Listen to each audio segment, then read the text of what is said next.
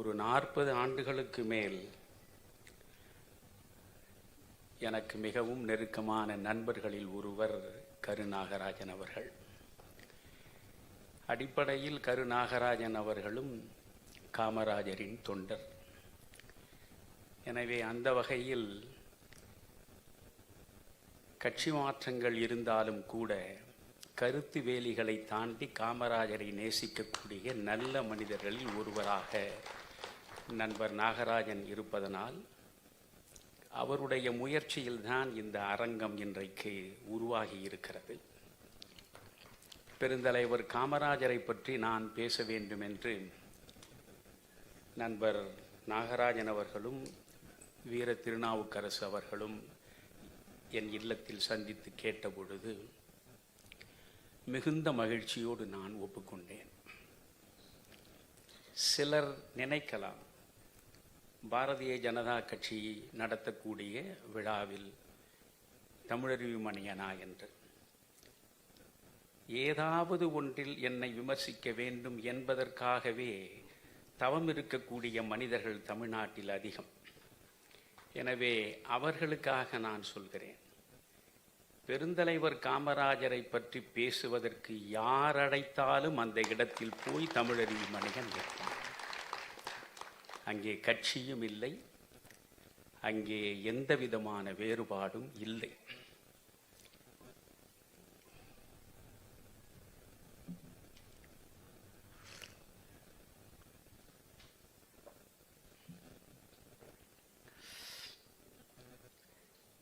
காமராஜரை பற்றி பேச வேண்டும் என்று நாகராஜன் சொன்ன பிறகு அவரே ஒரு தலைப்பு சொன்னார், காமராஜர் இன்று இருந்தால் என்று. ரொம்ப சிக்கலான தலைப்பு அது. பெருந்தலைவர் காமராஜரை பற்றி நான் ஏராளமாக பேசியிருக்கிறேன்.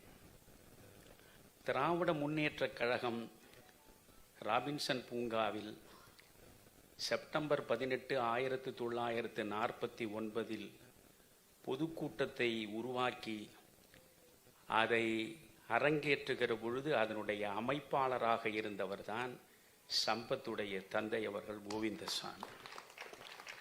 இன்றைக்கு நீங்கள் துக்ளக் பத்திரிகையை பிரித்து பார்த்திருந்தால் உங்களுக்கு தெரியும்.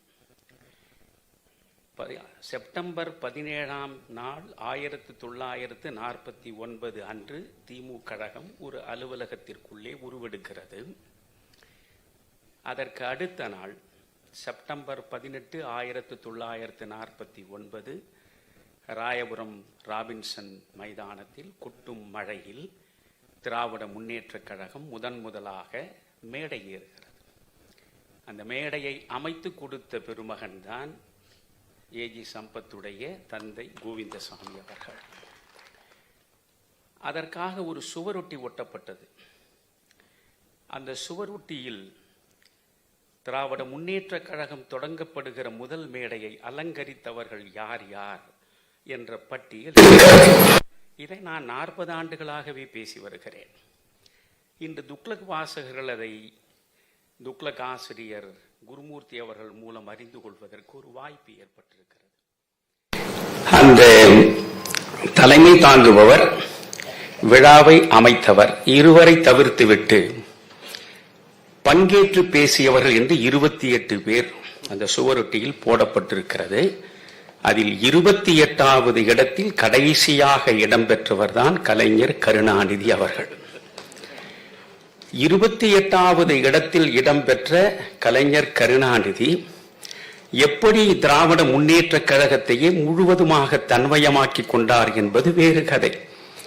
அவற்றையெல்லாம் விரிவாக பேச வேண்டிய அவசியம் இல்லை. ஆனால் திராவிட முன்னேற்றக் கழகத்தின் அமைச்சரவையில் அவர் விவசாயத்துறை அமைச்சராக கோவிந்தசாமி அவர்கள் நியமிக்கப்பட்டார். நான் ஒரு சின்னஞ்சிறு மாணவனாக இருந்து இவற்றையெல்லாம் பார்த்தவன். கோவிந்தசாமி அவர்கள் விவசாயத்துறை அமைச்சராக எப்படி பணியாற்றினார் என்பதையெல்லாம் இன்றைய இளைஞர்கள் அறிவதற்கு வாய்ப்பு கிடையாது. இவற்றையெல்லாம் நீங்கள் அறிகிறீர்களோ இல்லையோ, திராவிட முன்னேற்றக் கழகத்தின் சார்பில் இருந்த அந்த மனிதர் ஊழலின் நிழலே படாமல் எளிமையாக இறுதி வரை வாழ்ந்து கண்ணுகிறார். திராவிட முன்னேற்ற கழகத்தில், அதுவும் ஆட்சி பொறுப்பில் ஊழலே இல்லாமல் ஒரு மனிதரா என்று நீங்கள் வியந்தால், அந்த வியப்புக்குரிய எளிய மனிதராக வாழ்ந்தவர்தான் கோவிந்தசாமி அவர்கள். அவருடைய திருமகன் தான் இன்றைக்கு பாஜகவினுடைய மாநில துணைத் தலைவராக இருக்கிறார், நண்பர் சம்பத் அவர்கள்.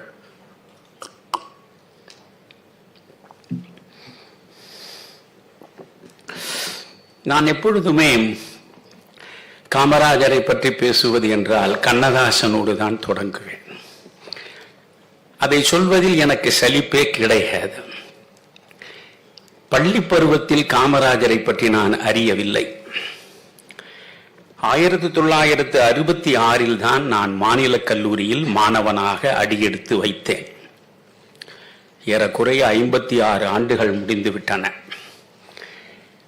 எனக்கு எப்பொழுதுமே புத்தகங்களோடு நெருக்கமான நேசம் உண்டு. புத்தக வாசிப்பு இல்லாமல் போனால் நான் செத்து விடுவேன். அந்த மாநில கல்லூரியில் 4 மணிக்கு கல்லூரி முடிந்ததும் அனைத்து மாணவர்களும் சென்று விடுவார்கள். நான் மட்டும் அந்த கல்லூரியின் அழகான ஒரு மரத்தடியில் போய் அமர்ந்து கண்ணதாசனை படிப்பேன். எப்பொழுதும் என் கையில் கண்ணதாசனுடைய கவிதைகள், கண்ணதாசனுடைய உரைநடை, கண்ணதாசனுடைய சிந்தனைகள் என்னோடு எப்பொழுதுமே இருக்கும். அப்பொழுது கண்ணதாசனுடைய கவிதை தொகுதியை நான் தனியாக அந்த மரத்தடியில் அமர்ந்து வாசிக்கிறேன். எனக்கு காமராஜரை பற்றி பெரிதாக ஒன்றும் தெரியாது. மெல்ல ஒவ்வொரு கவிதையாக வாசிக்கிற பொழுது காமராஜர் தாலாட்டு என்று கண்ணதாசன் எழுதியிருந்தார். அந்த நேரத்தில் அவர் காங்கிரசுக்குள்ளும் சேர்ந்து விடவில்லை. தமிழ் தேசிய கட்சியில் சம்பத் அவர்களும் கண்ணதாசனும் இணைந்து பணியாற்றுகிற நேரம். அந்த நேரத்தில் காமராஜருக்காக அவர் எழுதிய கவிதை காமராஜர் தாலாட்டு. அந்த கவிதை தான் காமராஜ் என்கிற கருத்த மனிதனின் காலடியில் என்னை கொண்டு போய் சேர்த்தது. அந்த கவிதையை நீங்கள் இன்று படித்தாலும் வியந்து போவீர்கள். அந்த கவிதையில் ஒரு இடம்தான் என்னை முழுவதுமாக ஈர்த்தது. தங்கமே, தன்னிலவே, தன் புதிகை சாரலே, சிங்கமே என்று அழைத்து சீராட்டும் தாய் தவிர சொந்தமென்று ஏதுமில்லை. துணையிருக்க மங்கை இல்லை, தூய மணி மண்டபங்கள் தோட்டங்கள் எதுவும் இல்லை. ஆண்டி கையில் ஓடிருக்கும் அதுவும் உனக்கிலையே.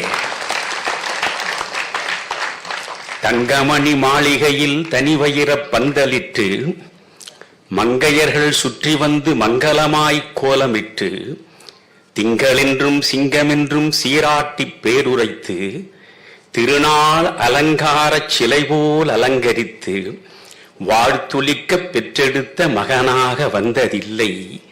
வண்ணமலர் தொட்டிலே வடிவம் அசைந்ததில்லை.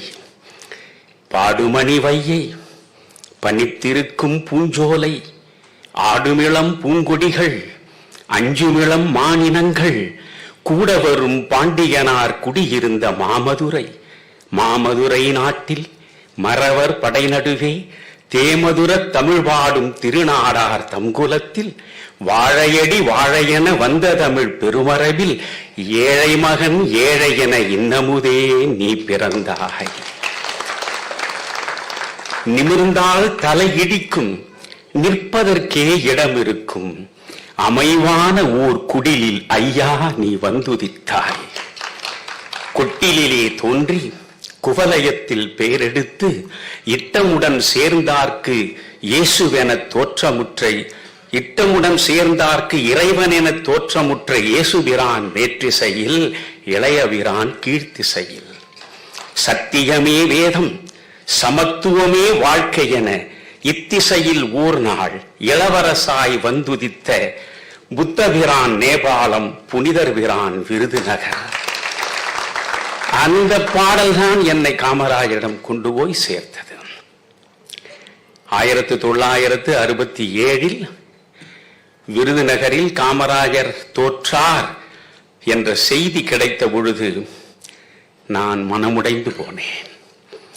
இந்த கவிதையை படித்த பிறகு ஓர் ஆண்டு முழுவதும் காமராஜரை பற்றி நான் திரும்ப திரும்ப செய்திகளை சேகரித்து வாசித்துக் கொண்டே இருந்தேன். வழிபடு கடவுளாக நான் காமராஜரை என் நெஞ்சில் நேர்ந்து கொண்டேன். நான் முதலில் மாநில கல்லூரியிலேதான் சத்திய சோதனையை படிக்கத் தொடங்கினேன். மகாத்மாவினுடைய சத்திய சோதனையை ஒரு பக்கம் படித்தேன், மறுபக்கம் இந்த மண்ணில் நம் கண் முன்னால் மகாத்மாவாகவே வாழ்ந்த காமராஜரை நான் தரிசித்தேன்.